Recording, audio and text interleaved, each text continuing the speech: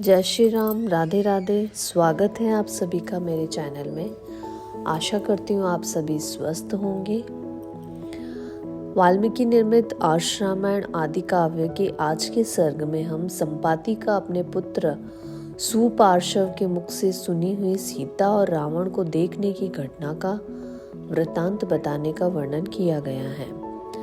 तो श्रवण कीजिए, आज का सर्ग अंत तक बने रहिएगा।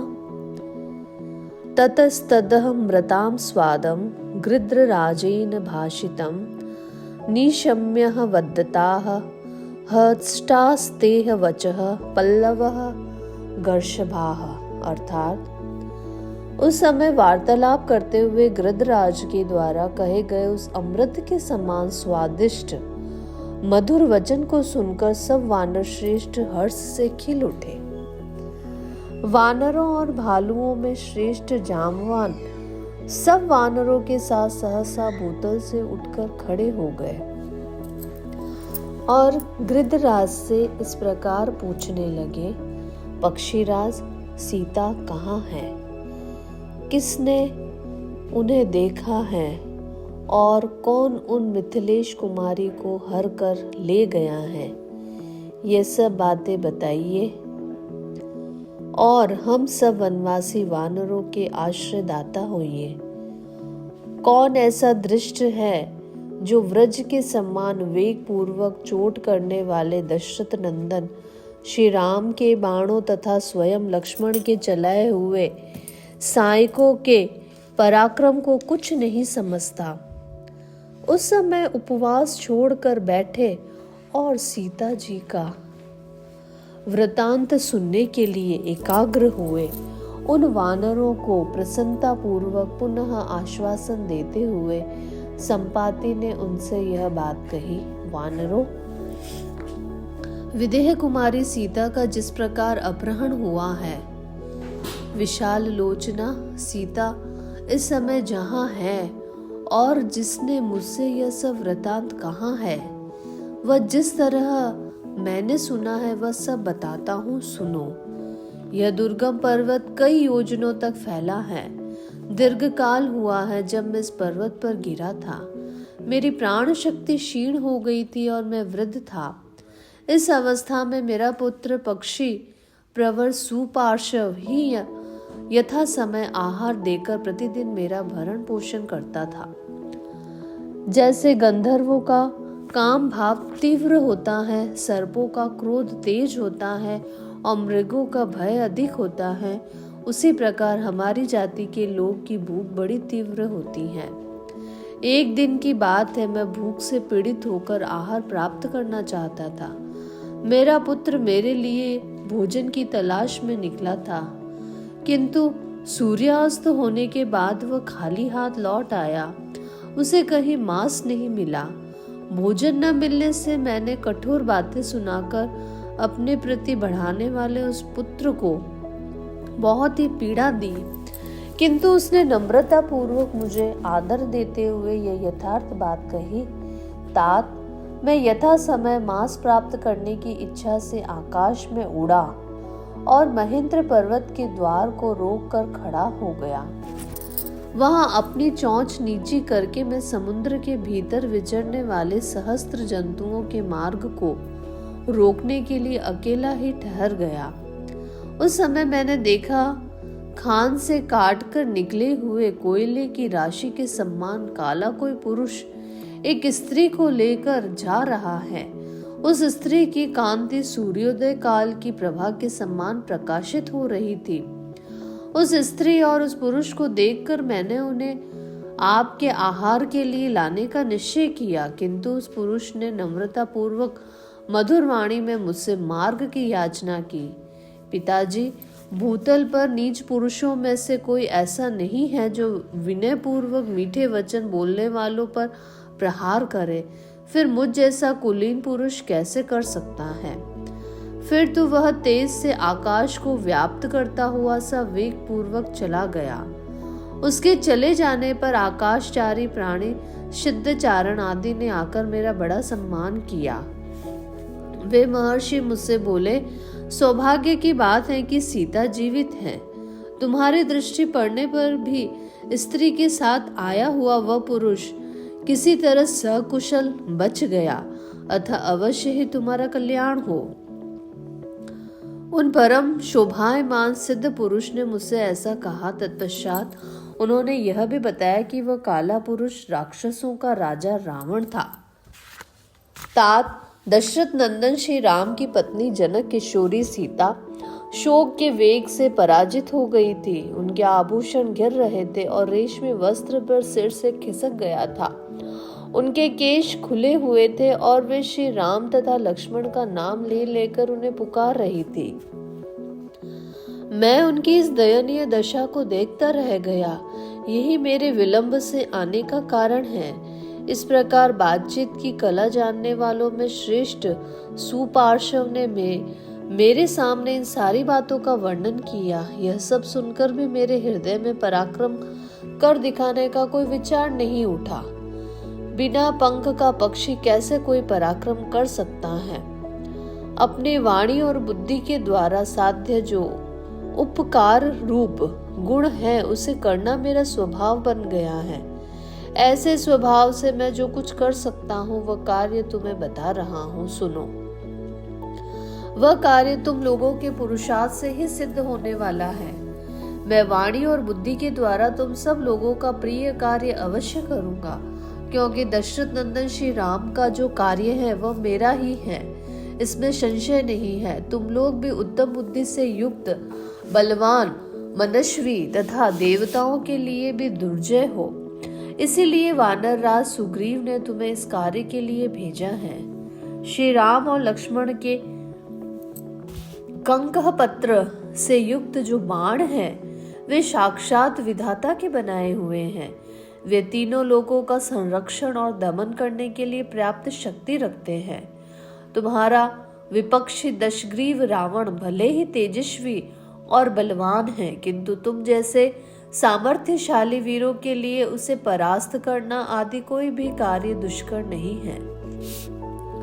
अतः अब अधिक समय बिताने की आवश्यकता नहीं है। अपनी बुद्धि के द्वारा दृढ़ निश्चय करके सीता के दर्शन के लिए उद्योग करो, क्योंकि तुम जैसे बुद्धिमान लोग कार्यों की सिद्धि में विलंब नहीं करते हैं। संपाति की आत्मकथा। गृध्रराज संपाति अपने भाई को जलांजलि देकर जब स्नान कर चुके, तब उस रमणीय पर्वत पर वे समस्त वानर युद्धपति उन्हें चारों ओर से घेर कर बैठ गए। उन समस्त वानरों से घिरे हुए अंगद उनके पास बैठे थे। संपाति ने सबके हृदय में अपनी ओर से विश्वास पैदा कर दिया था। वे हर्षोत्फुल्ल होकर फिर इस प्रकार कहने लगे। सब वानर एकाग्र चित्त एवं मौन होकर मेरी बात सुनो। मैं मिथिलेश कुमारी को जिस प्रकार जानता हूँ वह सारा प्रसंग ठीक ठीक बता रहा हूँ। निष्पाप अंगद, प्राचीन काल में मैं सूर्य की किरणों से झुलसकर इस विंध्य पर्वत के शिखर पर गिरा था। उस समय मेरे सारे अंग सूर्य के प्रचंड ताप से संतप्त हो रहे थे। 6 रातें बीतने पर जब मुझे होश हुआ और मैं विवश एवं विहिल सा होकर संपूर्ण दिशाओं की ओर देखने लगा, तब सहसा किसी भी वस्तु को मैं पहचान न सका। तदंतर धीरे धीरे समुद्र, पर्वत, समस्त नदी, सरोवर, वन और यहाँ के विभिन्न प्रदेशों पर दृष्टि डाली। तब मेरी स्मरण शक्ति लौटी। फिर मैंने निश्चय किया कि यह दक्षिण समुद्र के तट पर स्थित विंध्य पर्वत है, जो हर्षोत्फुल्ल विहंगमों के समुदायों से व्याप्त है। यहाँ बहुत सी कंदराएं, गुफाएं और शिखर हैं। पूर्व काल में यहाँ एक पवित्र आश्रम था, जिसका देवता भी बड़ा सम्मान करते थे। उस आश्रम में निशाकर चंद्रमा नामधारी एक ऋषि रहते थे, जो बड़े ही उग्र तपस्वी थे। वे धर्मज्ञ निशाकर मुनि अब स्वर्गवासी हो चुके हैं। उन महर्षि के बिना इस पर्वत पर रहते हुए मेरे 8000 वर्ष बीत गए। होश में आने के बाद मैं इस पर्वत के नीचे ऊंचे शिखर से धीरे धीरे बड़े कष्ट के साथ भूमि पर उतरा। उस समय ऐसे स्थान पर आ पहुंचा जहां तीखे कुश उगे हुए थे। फिर वहां से भी कष्ट सहन करता हुआ आगे बढ़ा। मैं उन महर्षि का दर्शन करना चाहता था, इसीलिए अत्यंत कष्ट उठाकर वहां गया था। इसके पहले मैं और जटायु दोनों कई बार उनसे मिल चुके थे। उनके आश्रम के समीप सदा सुगंधित वायु चलती थी। वहां का कोई भी वृक्ष फल अथवा फूल से रहित नहीं देखा जाता था। उस पवित्र आश्रम पर पहुंचकर मैं एक वृक्ष के नीचे ठहर गया और भगवान निशाकर के दर्शन की इच्छा से उनके आने की प्रतीक्षा करने लगा। थोड़ी ही देर में महर्षि मुझे दूर से आते दिखाई दिए। वे अपने तेज से दीप्त रहे थे और स्नान करके उत्तर की ओर लौट आ रहे थे। ऋषि को आश्रम पर आया जान वे सभी प्राणी लौट गए, ठीक उसी तरह जैसे राजा के अपने महल में चले जाने पर मंत्री सहित सारी सेना अपने अपने विश्राम स्थान को लौट जाती है। ऋषि मुझे देखकर बड़े प्रसन्न हुए और अपने आश्रम में प्रवेश करके पुनः 2 ही घड़ी में बाहर निकल आए। वे बोले, सौम्य, तुम्हारे रोए घिर गए हैं और दोनों पंख जल गए हैं। इसका कारण नहीं जान पड़ता, इतने पर भी तुम्हारे शरीर में प्राण टिके हुए हैं। मैंने पहले वायु के समान वेगशाली 2 गिद्धों को देखा है। वे दोनों परस्पर भाई और इच्छानुसार रूप धारण करने वाले थे। साथ ही वे गिद्धों के राजा भी थे। संपाति, मैं तुम्हें पहचान गया। तुम उन 2 भाइयों में से बड़े हो। जटायु तुम्हारा छोटा भाई था। तुम दोनों मनुष्य रूप धारण कर मेरा चरण स्पर्श किया करते थे। यह तुम्हें कौन सा रोग लग गया है? तुम्हारे दोनों पंख कैसे गिर गए हैं? किसी ने दंड तो नहीं दिया है? मैं जो कुछ पूछता हूँ वह सब तुम स्पष्ट रूप से कहो। उनके इस प्रकार पूछने पर मैंने बिना सोचे समझे सूर्य का अनुगमन रूप जो दुष्कर एवं दारुण कार्य किया था वह सब उन्हें बताया। मैंने कहा, भगवान, मेरे शरीर में घाव हो गए हैं तथा मेरी इंद्रियां लज्जा से व्याकुल हैं, इसीलिए अधिक कष्ट पाने के कारण मैं अच्छी तरह बात भी नहीं कर सकता। मैं और जटायु दोनों ही गर्व से मोहित हो रहे थे। अतः अपने पराक्रम की था लगाने के लिए हम दोनों दूर तक पहुंचने के उद्देश्य से लड़ने लगे। कैलाश पर्वत के शिखर पर मुनियों के सामने हम दोनों ने यह शर्त बंधी थी कि सूर्य जब तक अस्तांचल पर जाएगा उसके पहले ही हम दोनों को उनके साथ पहुंच जाना चाहिए। यह निश्चय करके हम साथ ही आकाश में जा पहुंचे। वहां से पृथ्वी के भिन्न भिन्न नगर में हम रथ के पहिए के बराबर दिखाई देते थे। ऊपर के लोकों में कहीं वाद्यों का मधुर घोष हो रहा था तो कहीं आभूषणों की झनकारें सुनाई पड़ती थी और कहीं लाल रंग की साड़ी पहने बहुत सी सुंदरियां गीत गा रही थी, जिन्हें हम दोनों ने अपनी आंखों से देखा। उससे भी ऊंचे उड़कर हम तुरंत सूर्य के मार्ग पर जा पहुंचे। वहां से नीचे दृष्टि डालकर जब हम दोनों ने देखा तब यहाँ के जंगल हरी हरी घास की तरह दिखाई देते थे। पर्वतों के कारण यह भूमि ऐसी जान पड़ती थी मानो इस पर पत्थर बिछाए गए हो, और नदियों से ढकी हुई भूमि ऐसी लगती थी मानो उसमें सूत के धागे लपेटे गए हो। भूतल पर हिमालय, मेरू और विंध्य आदि बड़े बड़े पर्वत तालाब में खड़े हुए साथियों के समान प्रतीत होते थे। उस समय हम दोनों भाइयों के शरीर से बहुत पसीना निकलने लगा। हमें बड़ी थकावट महसूस हुई।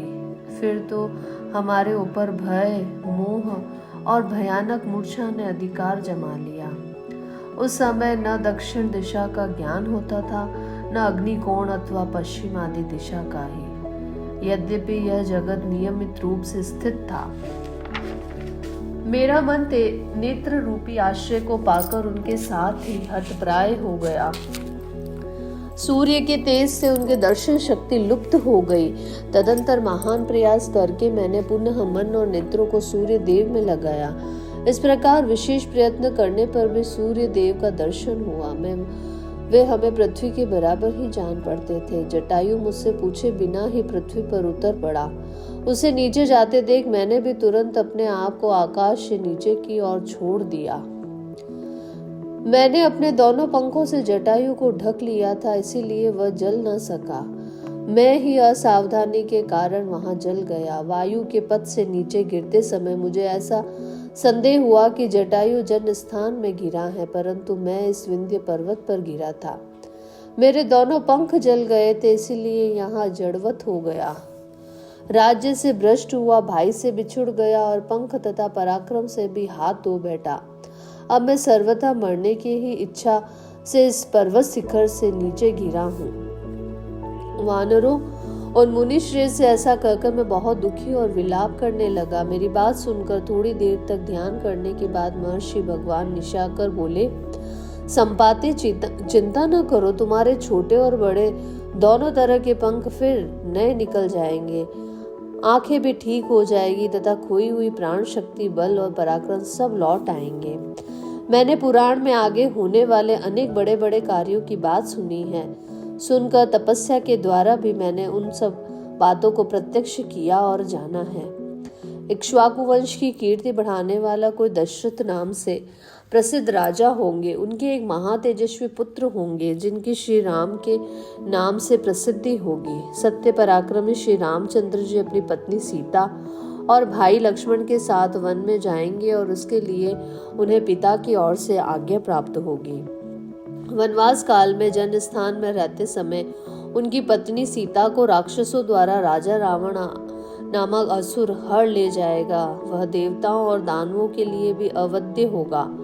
मिथिलेश कुमारी सीता बड़ी ही यशस्विनी और सौभाग्यवती होगी।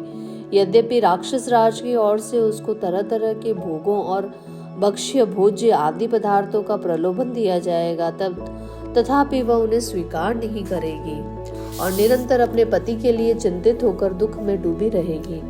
सीता राक्षस का अन्न नहीं ग्रहण करेगी। यह मालूम होने पर देवराज इंद्र उसके लिए अमृत के समान खीर, जो देवताओं को दुर्लभ है, निवेदन करेंगे। उस अन्न को इंद्र का दिया हुआ जानकी उसे स्वीकार कर लेगी और सबसे पहले उसमें से अग्र भाग निकालकर श्री रामचंद्र जी के उद्देश्य से पृथ्वी पर रखकर अर्पण करेगी।